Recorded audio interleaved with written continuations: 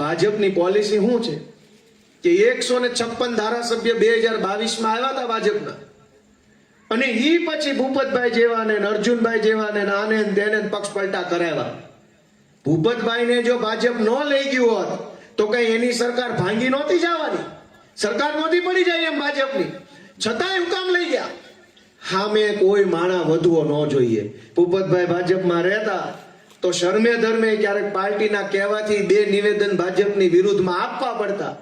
ઈ શરમ ધર્મેના 2 નિવેદન એ ભાજપને સાંભળવા નથી ગમતા ને, એટલે એને કીધું કે લઈ લો, જે ભાવે આવે એ ભાવે. ટેકાના ભાવે ઉપાડ્યા, વગર રજીસ્ટ્રેશન માલ લઈ લીધો, રજીસ્ટ્રેશન નહીં કરાવવાનું. હું કામ? હામો માણસ વધવો ન જોઈએ. અને બીજી શું એનું કારણ છે ખબર છે તમને?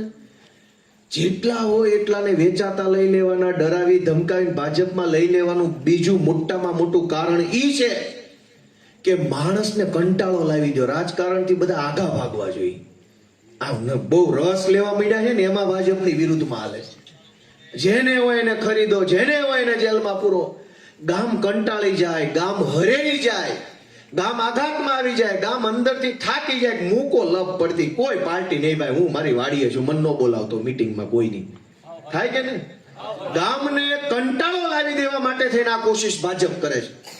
ભૂપતની જરૂર નથી ભાજપને, તમને કંટાળો લાવી દેવાનો છે. રાજકારણમાંથી કંટાળો લઈને વાડીએ વૈયા જાવ તો ભાજપની વિરુદ્ધના એટલા મત ઘટતા થાય.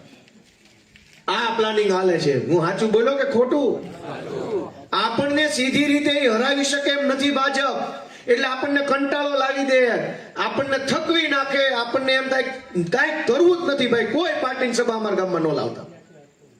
હું કામ? કે સભાઓ થાતી રહે, મીટિંગો થાતી રહે, વળી હામા મત આપતા રહે, વળી ભાજપને ઉપાડી રહે. એટલે આ ધંધો કરે છે. પણ તમારે બધાએ આ વખતે નિર્ણય છે ને બહુ મોટો નિર્ણય કરવાનો છે. મિત્રો, આવા જ વિડીયો અને શોર્ટ્સ જોવા માટે આજે જ અમારી ન્યૂઝ રૂમ યુટ્યુબ ચેનલને સબસ્ક્રાઇબ કરો.